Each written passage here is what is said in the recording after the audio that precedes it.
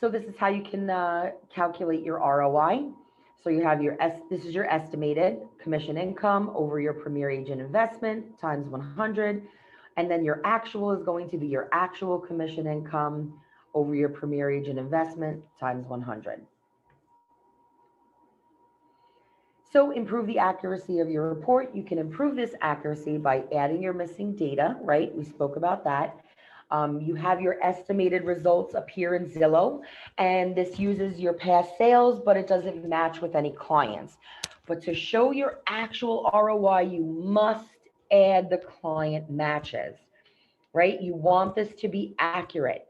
You want to know your numbers. Is this correct? Is this working for me? Should I invest more? Should I stop investing? This is what you need to know.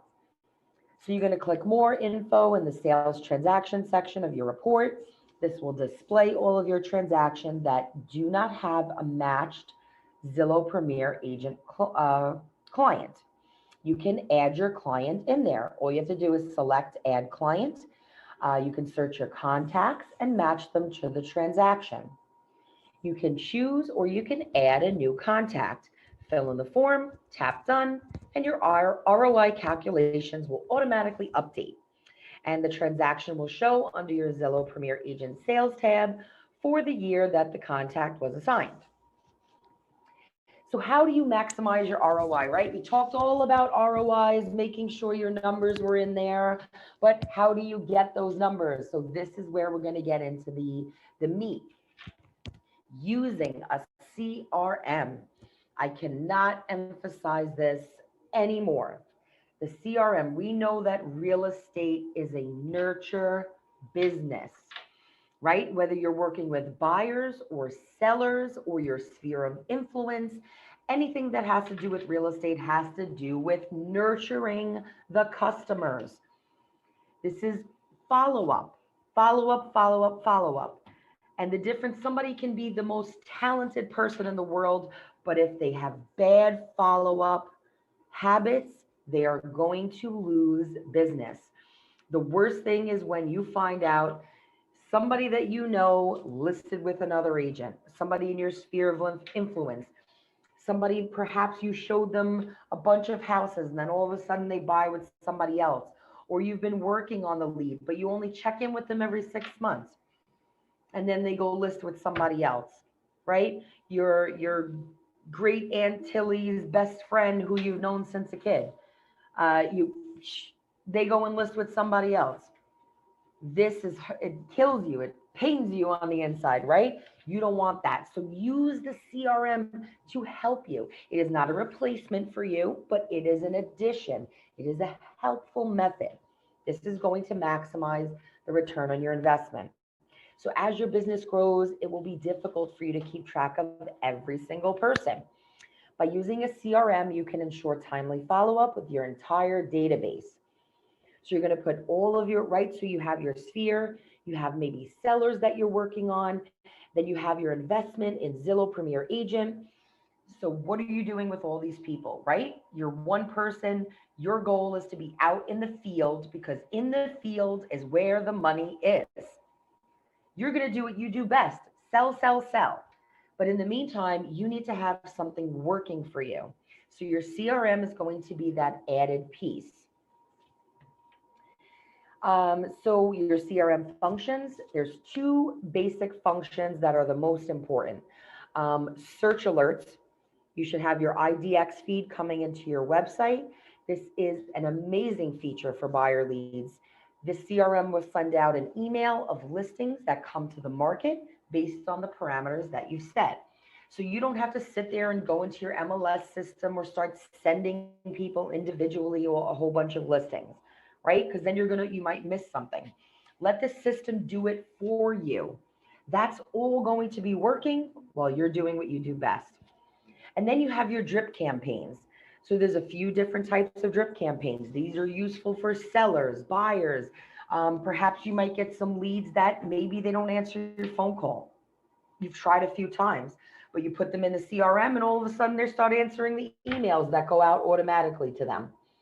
This is how you can ignite the buyers that you're getting, or reignite some of the buyers that you might have worked with and they kind of fell off. The CRM is very, very helpful. Those drip campaigns are fabulous. You have lead organization, you have updating. You can use this to make sure that you know what is going on with your clients at all times. You're going to be adding notes in there. You can go back, right? Perhaps maybe you have the best memory ever, but you have a lot going on as a real estate salesperson. So when you go back into your CRM right before you call, Betty Buyer, you're going to look Betty Buyer up and you're going to find out what was your last conversation. And maybe you spoke to Betty Buyer about her dog Scruffy.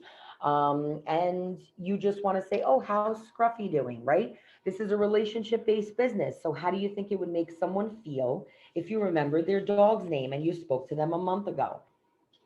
I would be like, wow, this person remembered my dog's name. I can't believe it. But you put the notes in your CRM.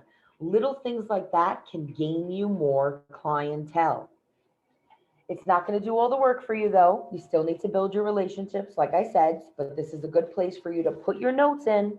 And then when you speak to your customers and clients, you know exactly what you're saying. And believe me, it will help. It will help you stay on top of that relationship management and you will not miss anything. Let's talk about your CSAT score. So many of you may have this already. If you don't, we're going to talk about what your CSAT score is and where you can find it. So you should have the best possible CSAT score. Zillow measures this through simple surveys that the customer takes after connecting with you.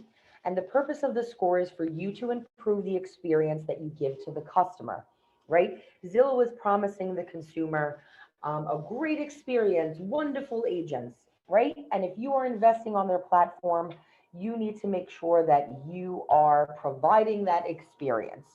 Um, so we'll get into that. So your CSAT score, what do they measure? They measure your response time. Of course, the quicker the better, the shorter the better.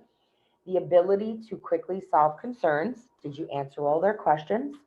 The connection rate, whether or not they were able to get followed up with, and whether or not you were able to set an appointment. And also your work with rate. Does the customer want to work with you again? They want to know. And then the customer's overall experience of you. What is their opinion? Are they clicking the smiley face? Did you do a good job when you provided them information when they called? Or were you in the middle of ordering your lunch at a drive-through and didn't pay attention to the person, or answered the phone and you weren't giving them the attention they needed, or you asked them if they had a pre-approval and hung up with them because, oh, well, I don't work with people with pre-approvals, right? Or are you treating them like they are human beings and people and building relationships and educating your customers and taking this business to the next level? So all of these metrics relate to one another. And without providing the right customer experience in the right amount of time, the customer is not going to want to work with you again. They're not going to want to set the appointment with you, right? How are you setting yourself apart from every other agent out there? Because what happens, right? I'm on Facebook, I see the memes. I'm not going to work with my buyers if they're not pre-approved, right? And oh, ha ha ha, everybody laughs at those. Some first time home buyers have no idea what's going on. They don't even know what they need to do first. They need to be educated. Oh, this person's looking at co-ops and they don't even have the money saved down, or they don't, their income isn't good enough. Are you educating on that them on that? Are you giving them the information that they need? Do they understand how it works? Right? You're going to look at a price point, but are you looking at the relationship? You're looking at a pre-approval, but are you looking at the relationship? I can say this again, put it on your forehead so you see it in the mirror every day. This is a relationship based business. So you need to build relationships. Okay, you work on a co-op that might be $200,000. And then what happens? Maybe in 5 years, that person sells with you. They're going to recommend you to their friends. right? And family that might be selling or buying. So you could end up doing a $200,000 transaction with this one person, and there are endless possibilities that come along with that, and endless dollars. It's all about the opportunity. There is opportunity all around it. Whether or not you take it is your decision.